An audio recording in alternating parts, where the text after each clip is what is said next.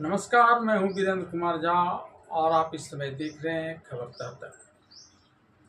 खबरता तक के धर्मानुरागी दर्शक वृंद, खबरता तक के धर्मखंड के अंतर्गत आज मैं जिस कथा प्रसंग को लेकर आप सबके समक्ष उपस्थित हुआ हूं, उस कथा प्रसंग का संबंध महाभारत काल में द्रौपदी के स्वयंवर समारोह से है।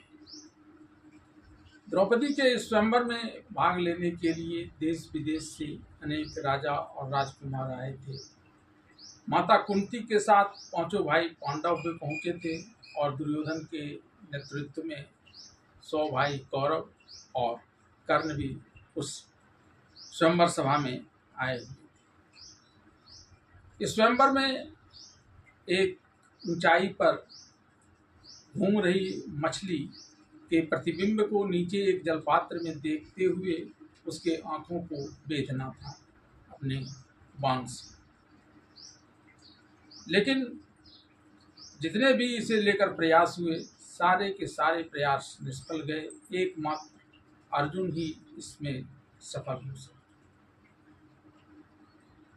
अब कई तरह की चर्चाएं इसे लेकर उस काल में भी हुई। अभी भी लोगों के मन में कई बातों का संदेह है।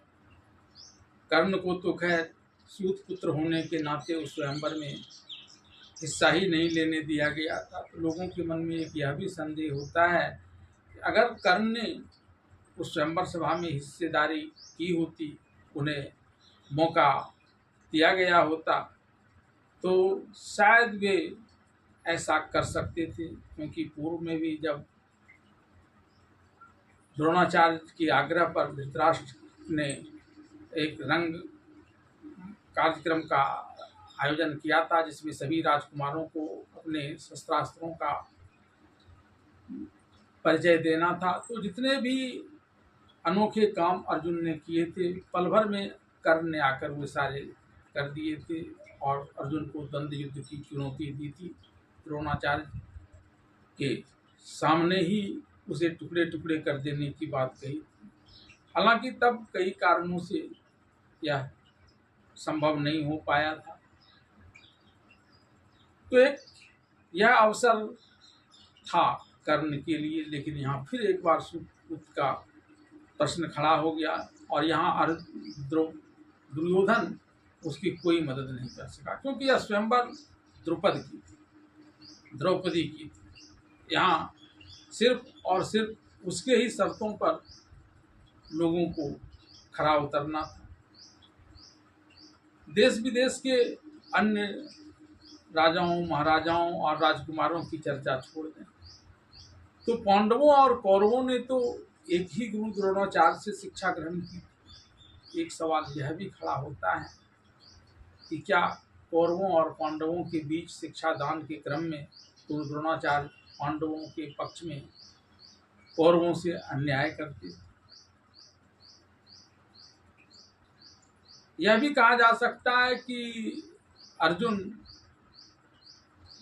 बहुत तेज विद्याग्राही थे और इस कारण वो सबसे आगे चल रहे।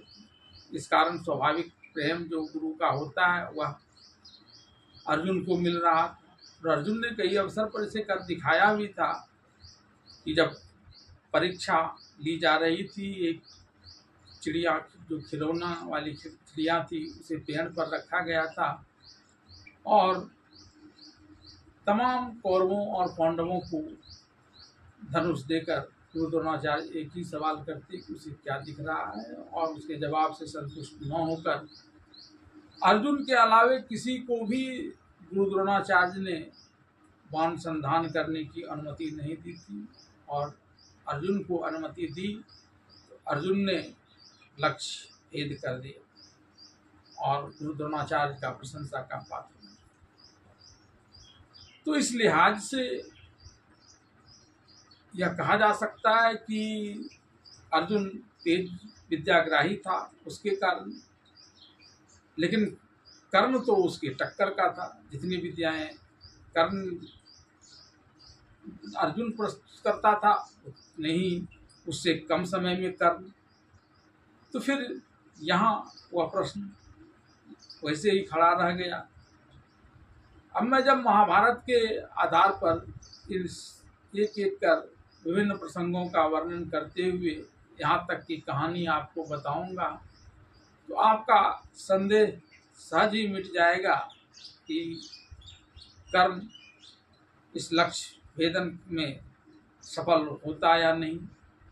गुरु द्रोणाचार्य ने पांडवों के पक्ष में कौरवों के साथ विद्यादान में छल किया या नहीं, और अर्जुन ने ही सिर्फ क्यों इस स्वयंवर में लक्ष्य भेदन किया और कोई अन्य ऐसा नहीं।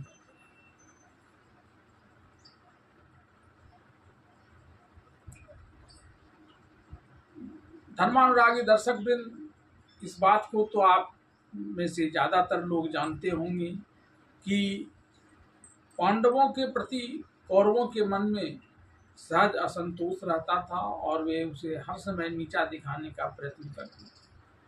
न सिर्फ नीचा दिखाने का, अपितु जान से ही मार देने का प्रयास में कौरव लगे रहते थे। खासकर दुर्योधन, जो सबसे बड़ा कौरवों में धृतराष्ट्र का पुत्र था, वह तो अक्सर ही भीम को नशा खिलाकर एक तालाब में डुबो देना इसका बेहतर उदाहरण था। और इस बार तो दुर्योधन ने कुंती समेत 5 पांडवों की ही हत्या कर देने की योजना बना ली थी और उसके अंतर्गत धृतराष्ट्र से कहकर कुंती समेत पांडवों को वारणाव्रत के एक विशेष समारोह कार्यक्रम में भेज दिया था, राज्य की तरफ से प्रतिनिधि बनाकर।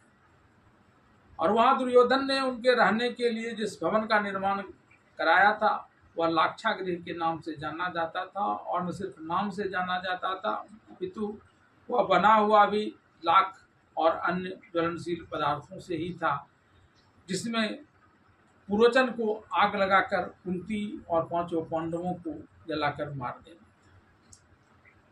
लेकिन दैव योग से ऐसा नहीं हो पाया।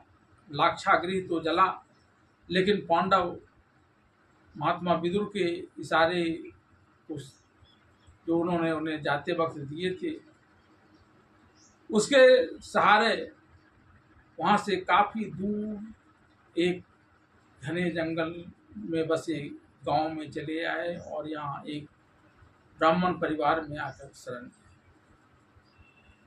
उस गांव के नियमानुसार उस गांव के प्रत्येक परिवार में से एक सदस्य को कुछ वर्षों के अंतराल पर, जब उसका क्रम आता था, खुद को आहार के साथ एक राक्षस जो उस गांव के किनारे रहा करता था उसे भोजन देना होता था। भोज्य सामग्रियों के साथ जब कोई व्यक्ति वहां जाता तो वह राक्षस उस व्यक्ति को भी मारकर खा जाता। एक दिन इस ब्राह्मण परिवार की, जिसके यहाँ कुंती और 5 पांडवों ने शरण ली थी, उसकी बारी आ गई।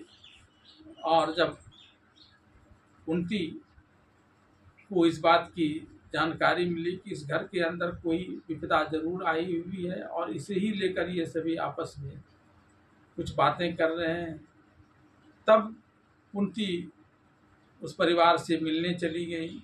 और यहाँ आकर जब उसे पता चला कि आज उसके परिवार के किसी सदस्य को ही राक्षस की भोज्य सामग्री लेकर जाना है और जो वह भोज्य सामग्री लेकर राक्षस के पास जाएगा, राक्षस उसे भी खा जाएगा, तब उस परिवार के मुखिया ने कहा कि मैं मुखिया होने के नाते उस राक्षस के पास जाना चाहता हूं, लेकिन मेरी पत्नी ऐसा नहीं करने देती है और खुद जाना चाहती है। और जब मेरी पत्नी वहां जाने की बात कर रही थी तभी मेरी बेटी ने भी खुद को इस मार्ग में जाने की अनुमति मांगी। और तो और मेरा जो 1.5-2 वर्ष का छोटा बेटा है वह भी अब इसमें जाना चाहता है। सभी के दावे अपनी अपनी जगह पर सही है। ऐसे में मैं किसी के दावे को न तो स्वीकार कर सकता हूँ न अस्वीकार कर सकता हूँ। और इसी दुविधा में पड़कर मैंने यह विचार किया कि हम सभी चारों जाएंगे उस राक्षस के पास और एक ही बार हम लोगों को वह राक्षस खाकर समाप्त कर देगा। तो जो जो कारण खुद को प्रस्तुत करने के लिए हम में से सभी ने बताए हैं, वो कारणों की भी पूर्ति हो जाएगी और किसी को किसी चीज़ का पश्चाताप भी नहीं लगेगा। लेकिन हम लोगों के मन में एक ही संदेह कि आप लोगों ने हमारे यहाँ शरण लिया हुआ है और हम लोगों के इस प्रकार से जानने की बात क्या स्थिति।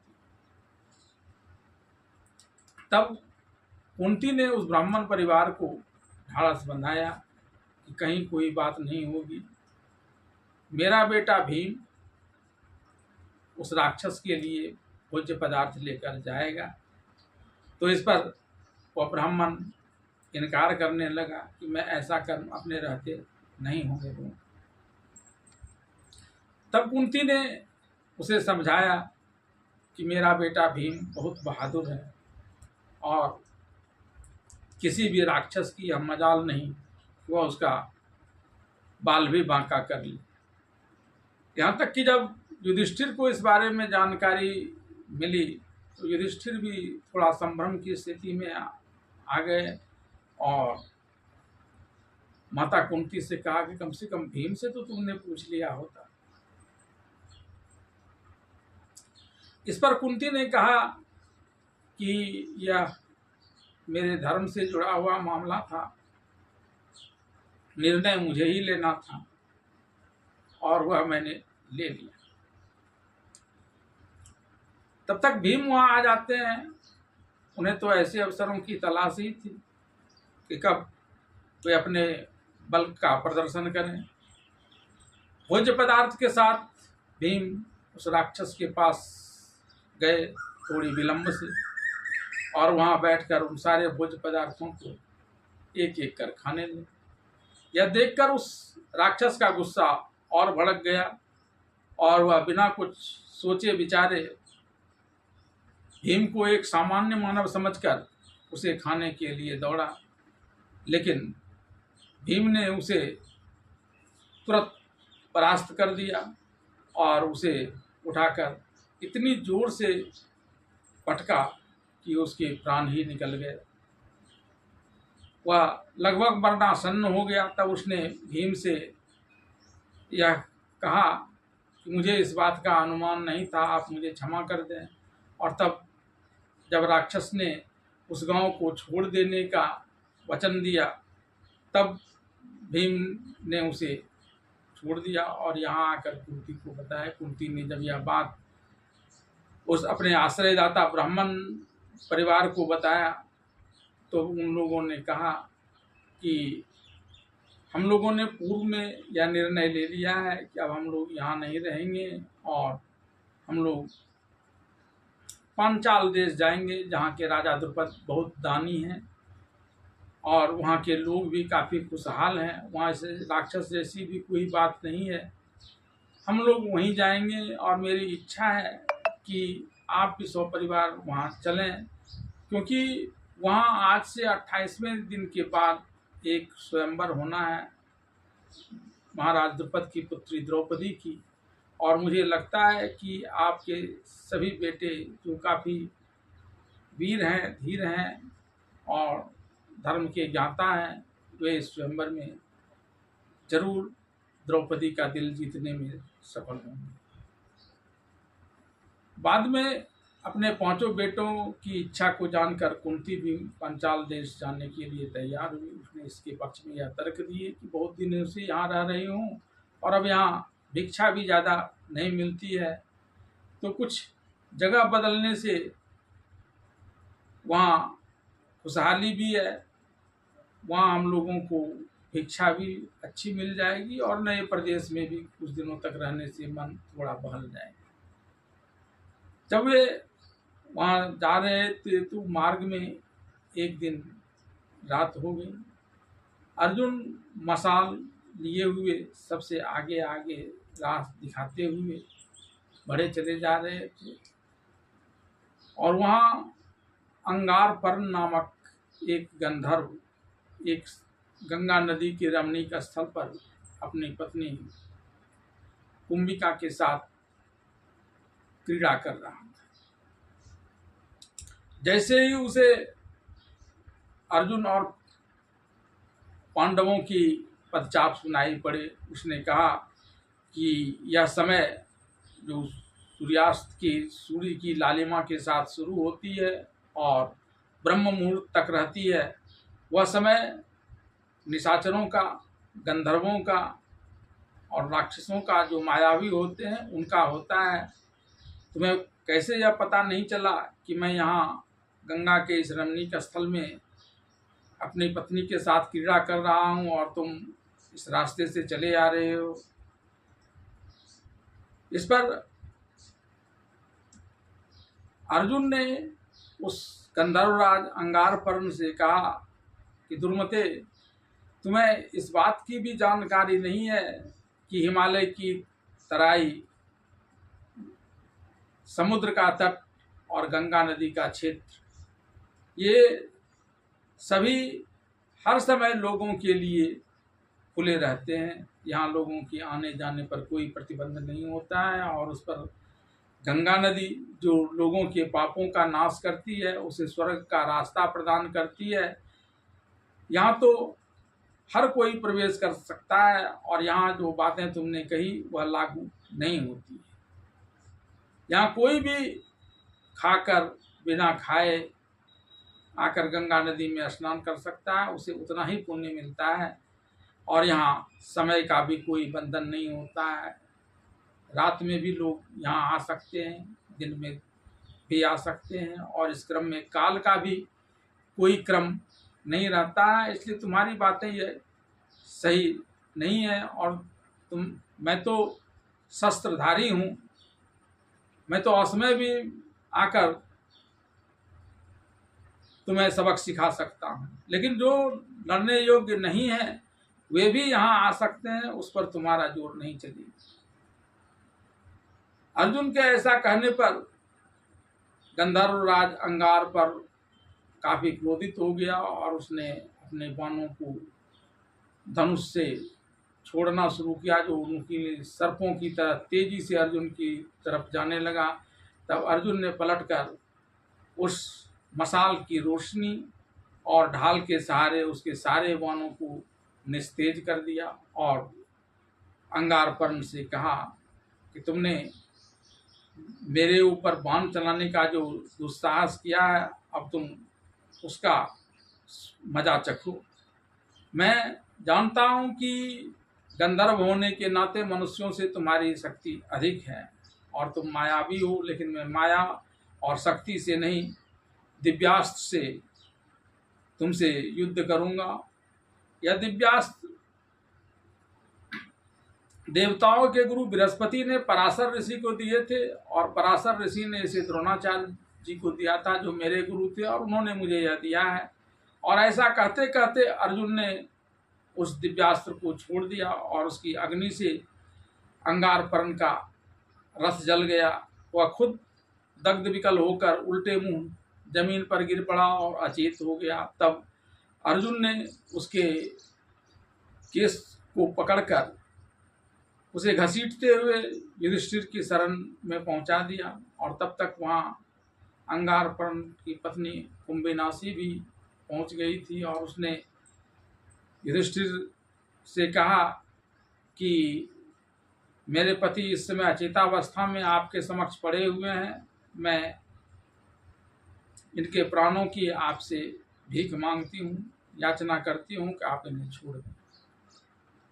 और तब युधिष्ठिर के कहने पर अर्जुन ने यह कहते हुए कि अंगारपर्ण, अब तुम भय मुक्त हो जाओ, चेतना वापस लाओ, क्योंकि कुरुराज युधिष्ठिर ने तुम्हारे अपराधों को माफ कर तुम्हें अभय दान दे दिया है।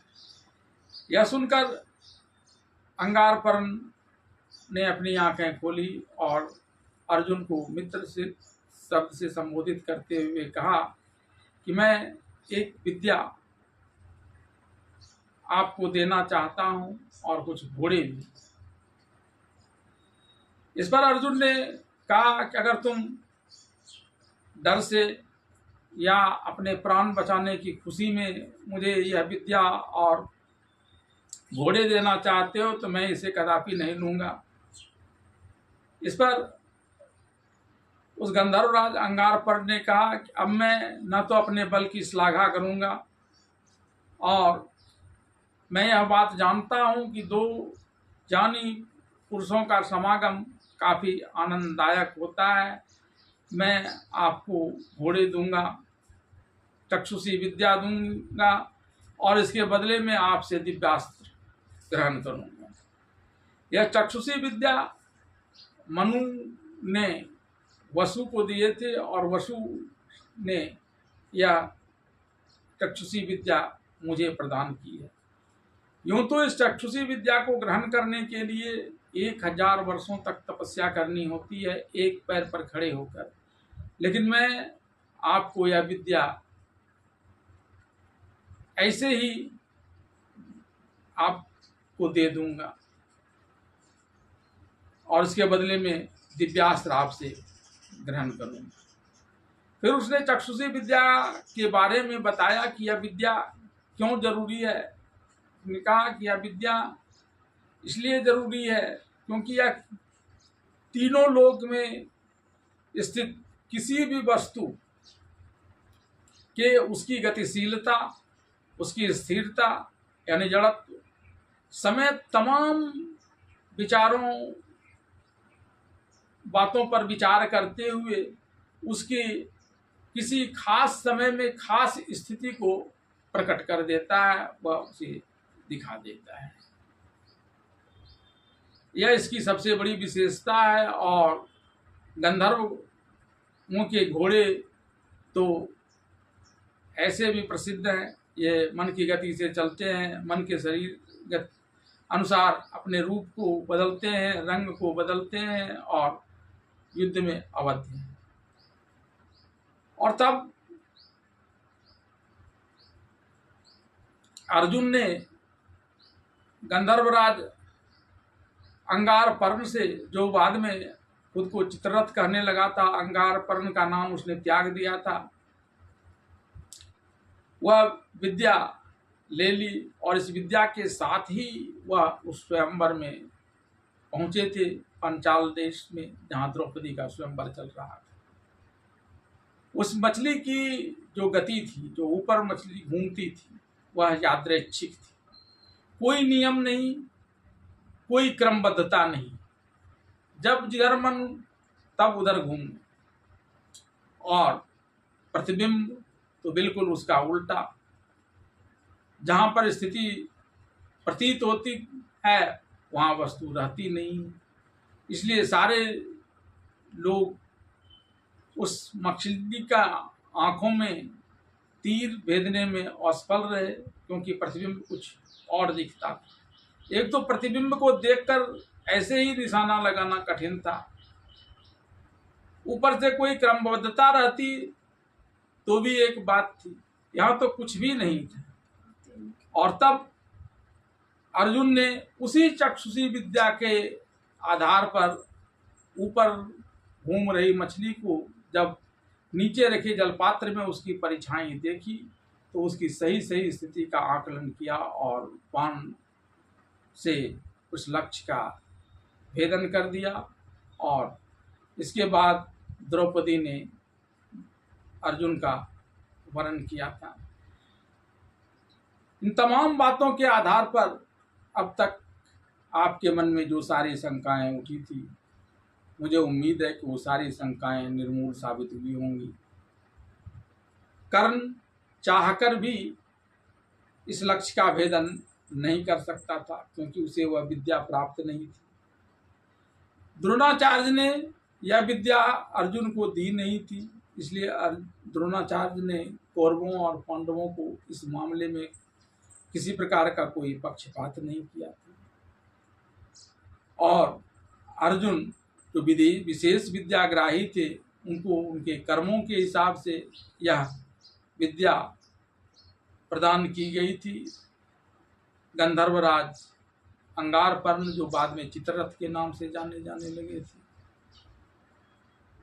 अब मैं अगले दिन ऐसी ही किसी धार्मिक रोचक कहानी के साथ आपके समक्ष खबरता तक के धर्मखंड में उपस्थित होऊंगा। धन्यवाद।